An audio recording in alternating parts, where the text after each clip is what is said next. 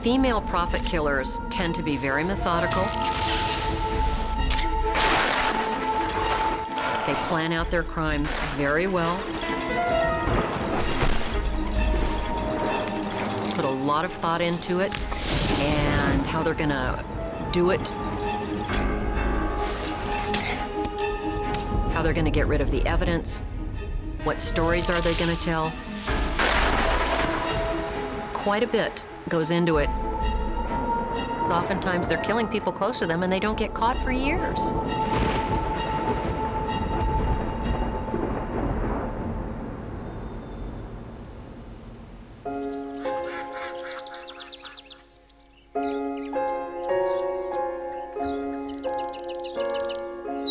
In a remote field in Norway stands a silent reminder of a deadly woman.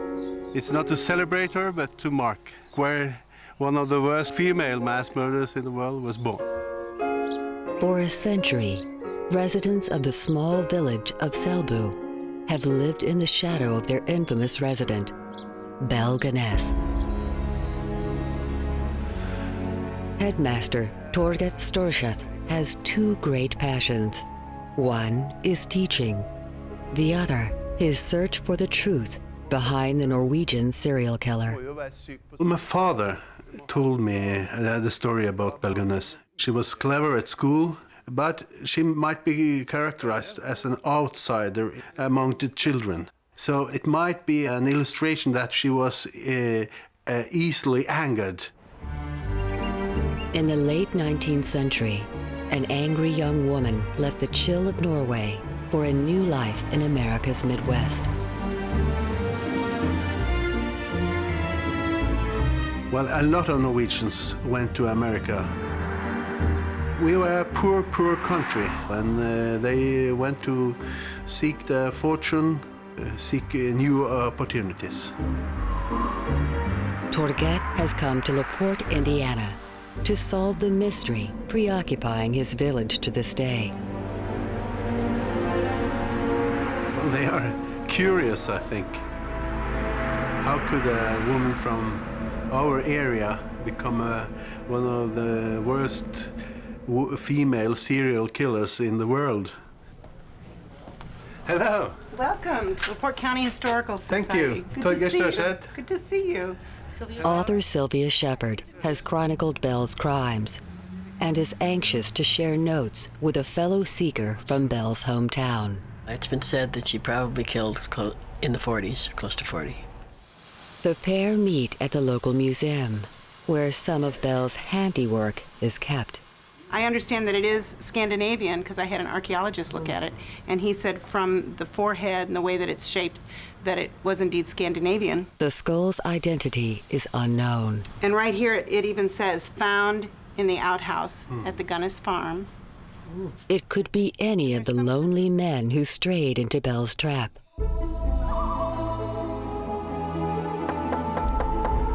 She wanted Norwegian men, so she advertised in a Norwegian newspaper called the Scandinavian. See, many of these men had come over from Norway, and they wanted a woman, a wife, you know, somebody, companion. Belle was a good catch. She had profited from a string of insurance claims. She'd lost a candy store to fire, and two husbands in suspicious circumstances. Belle had 48 acres here. Chickens, pigs. You know, she advertised and said that she had all this. And she did have all that. She just didn't include what she did with the people. She had an allure. Many men came and thought they weren't going to be staying, but they did. In 1908, one victim to fall for Belle was Norwegian Andrew Helgeline. He was just one of those people that answered one of her ads. Convinced his future would be here with Belle, Andrew surrendered his life savings, $3,000. She kept men here even when they came here and didn't intend to spend the night, or they stayed and they went back and got their money and came back.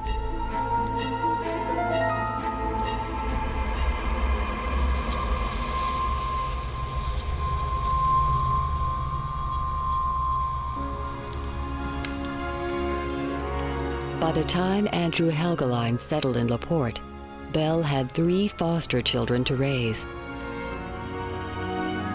The farm's income was modest, so her new man's savings were a windfall. But this homely scene was a prelude to death. Female serial killers frequently use poison as their weapon.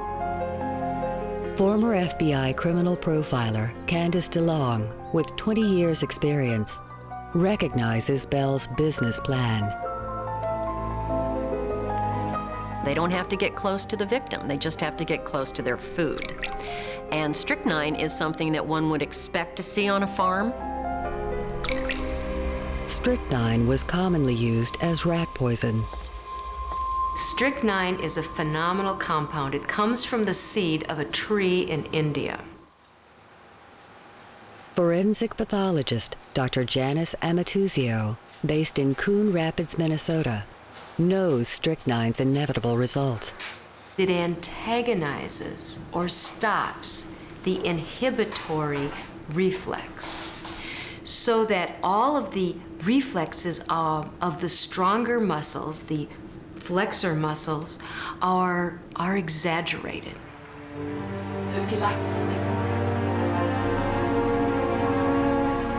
What an individual who takes strychnine will feel is initially perhaps a sense of anxiety or nervousness.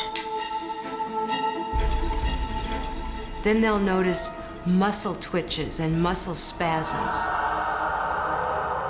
And then they actually get into almost a seizure-like state where they have convulsions.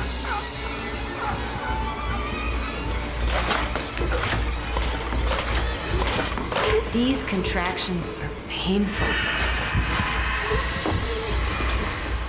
And the victim is conscious throughout this whole process and probably terrified. It would take 2 types of people to be able to watch that. A sadist would probably enjoy it, or a cold-hearted individual for whom killing was no big deal.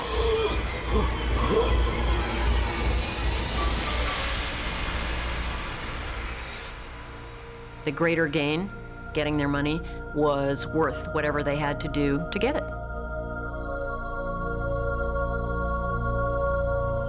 But Belle's treachery would go much further. It would rank among the most grisly crimes in Indiana's history. A shocked government clamped down on insurance practices, fearing the Liverpool syndicate was just part of a poison epidemic.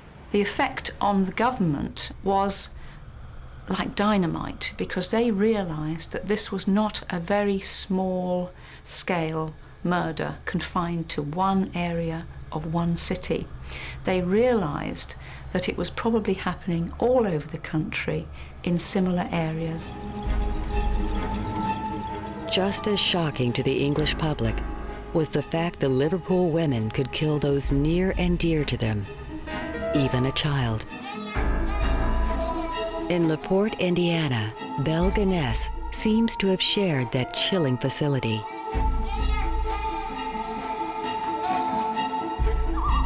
Belle's story took a mysterious twist one spring evening.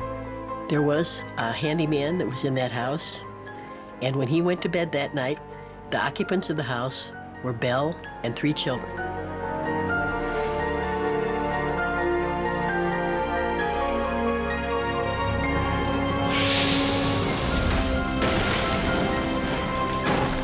The fire began at about 4 o'clock in the morning. The Gunness farm was razed, its occupants consumed. The only survivor, Belle's handyman. When they got down through the ashes into the basement, there were 4 bodies there, 3 children and a female. And there was more. Investigating the fire scene, workers noticed soft spots around the farm and began to dig. They would find all of the victims wrapped in gunny sacks, parts of them.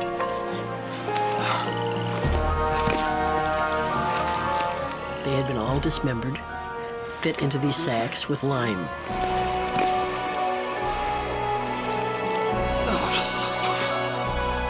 There were children that were in her care, and of course the men who came to visit her and never got away. Among the victims would be Andrew Helgeline, the partner wooed from Norway. They found him in a garbage pit where Belle had carried garbage, fish heads, tomato cans. It smelled terrible. That was the excuse for the smell. Other human bones suggest the Gunness farm pigs helped conceal further victims. I think the fact that Belle threw the body parts of her victims into a pig trough is a pretty good indicator as to the type of person that she was, how she felt about these men that she killed.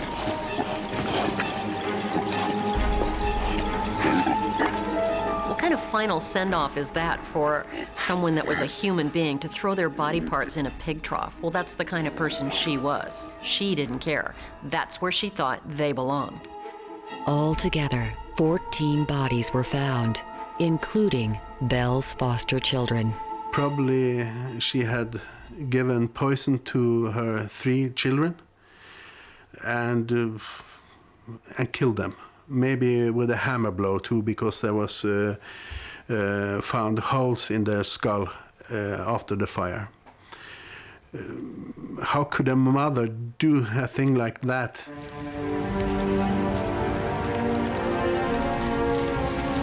There's another mystery. Did Belle perish in the fire? The only adult female body left few clues. At that time, they thought it was Belle dead in the fire. But the body was smaller than Belle's. And inexplicably, the skeleton was headless. There is no logic to the fact that there were her children's skeletons intact, and then the one adult skeleton, which one would think would be hers, the head is missing. And the head, of course, would be the one part of a skeleton that would have the most identifiers. Was this just another of Belle's insurance scams? Torgette's search for the truth is not yet over. By 1908, Belle's American adventure had come to a grisly end. 14 bodies were found on her farm, many chopped into pieces. Townsfolk were desperate to know what happened. Hello, welcome to LaPorte, Indiana. Thank you very much. And the Circuit Court. The Belle Gunness case is something that is probably a major part of the history of this whole town. Judge Robert Gilmore's predecessor presided over LaPorte's most infamous trial. The skeletons were in somewhat of a fetal position, somewhat clenched. The fire's heat might explain it, but skeletons buried beyond the flames were also contorted. And then the argument became whether or not it may have been strychnine that caused the bodies to clench and get into the fetal position.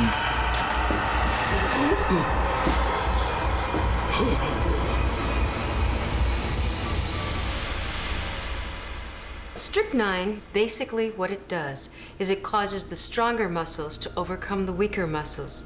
So the hand will flex at the wrist, the arm will flex at the elbow, and the elbow will flex at the shoulder. And likewise the legs. The legs will contract and flex in a position such as this. Strychnine was confirmed in the stomach of Norwegian lodger Andrew Helgeline. Belle was exposed as a murderer. But there was one more mystery. Did the serial killer perish? The whole trial centered around whether or not, in fact, it was the body of Belle Gunness that they found in the remains of the fire, or whether, in fact, it may have been some other third party, we know not who. In this courtroom in 1908, jurors heard how the headless body seemed too small for Belle's large frame. One theory was the fire had shrunk the body. Well, you know, they tried to say that just like a roast, this body cooked up and got skinny then, you know, skinnier than Belle was. But the children were still the same size. And their heads were all down there. Despite conflicting evidence, jurors found the headless body was Belle Gunness, but many believed otherwise.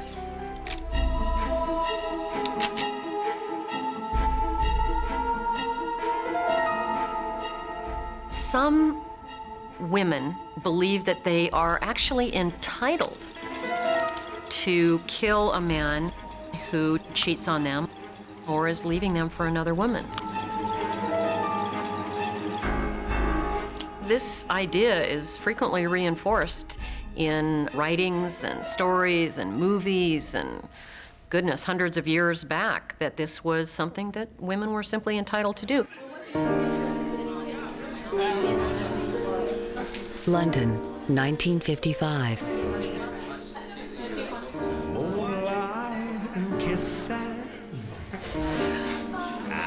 And a pretty club hostess, Ruth Ellis, had no idea she was about to divide a nation and make British legal history.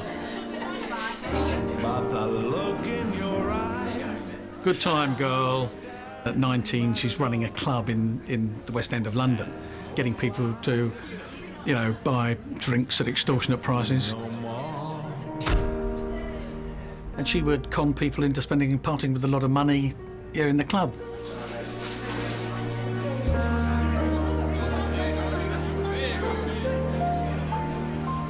Ex-policeman John Ross oversees Scotland Yard's Crime Museum, where Ruth Ellis is remembered. We collect items from famous cases and display them in the museum. The stories that go with all these cases, you know, you learn from history, nothing ever changes. Moonlight and kisses, peaches and cream. Many men fell under Ruth's spell, but only one would dominate her attention: the dashing David Blakey. Self-centered, racing car driver, never actually going to make it, but spent all his life rich boy, just running around, enjoying himself. She was madly in love with him, desperately in love with him, and he wasn't with her. But after a 2-year relationship, the suave race car driver was proving hard to tie down. A girl can have affairs with other women all the time. Purely self-centered, selfish man, a playboy. Each dalliance delivered more frustration for Ruth. David's philandering didn't seem to slow down. When Ruth became pregnant with his baby, things only became worse. He punched her in the stomach. Whether that was to get rid of the baby or it was just in one of their violent moments, you will never know. But all he did was send her a bunch of flowers the next day and said sorry. That was it. Yeah. Ruth lost her baby and planned her revenge.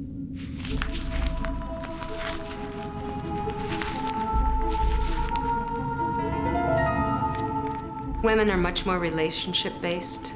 They are much more into their feelings and their intuition. I feel that when women's relationships are disrupted, they can become furious. A gun is an interesting weapon because it allows the shooter, the killer, to dispatch their victim without even getting close to them. It's all going to be over in a matter of minutes. This is a small caliber revolver. This is classified as a low velocity handgun. In other words, the speed at which the bullet would be leaving the end of the muzzle would be less than 2,000 feet per second. On April 10th, 1955, David Blakey was drinking in the Magdala pub in North London.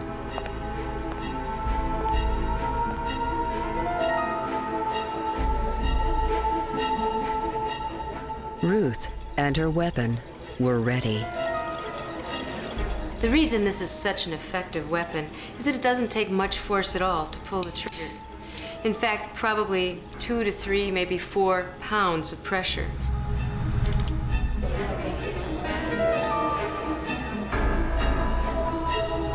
As they came out of the pub, Ruth Ellis stepped out the shadows and called his name. David! Fired 2 shots at him. When a bullet enters that body, the kinetic energy will cause a cavity, something called a temporary cavity, that's caused by energy radiating out from that speeding bullet. He just walked up and emptied the other 3 bullets into him. When a bullet enters a body, it perforates through the skin. As it does so, it will damage blood vessels and it will cause massive internal bleeding. Blood will accumulate and the body will go into shock when it has lost approximately 20% of its circulating blood volume.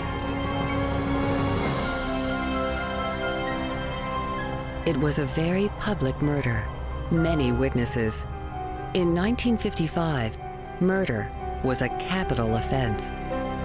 The problem for Ruth Ellis was she had a death wish. She'd killed the only thing she ever loved and she wanted to die.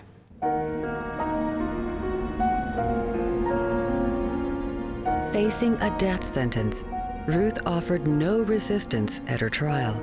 You know, she was actually admitted when asked about firing the bullets into David Blakey. She said, yeah, of course I went there. I went to the Magdala public house that evening with the intention of shooting David Blakey and killing him. Now, she's admitted the premeditation, she's admitted the act. She has to be found guilty, of murder. Although many believed Ruth was driven to murder by her victim's actions, English law at the time could make no concession.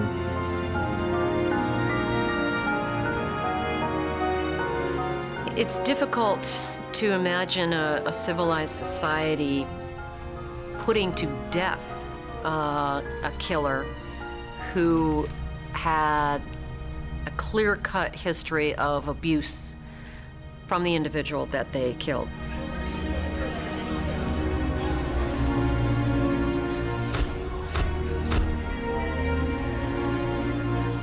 Modern laws recognizing diminished responsibility were yet to be written.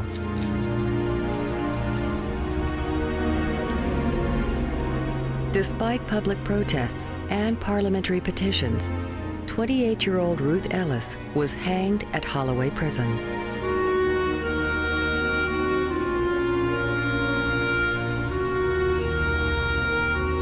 It would be a turning point in English justice. New laws recognizing battered woman syndrome and diminished responsibility would follow. Within 10 years, capital punishment was suspended. Ruth would be the last woman executed in England.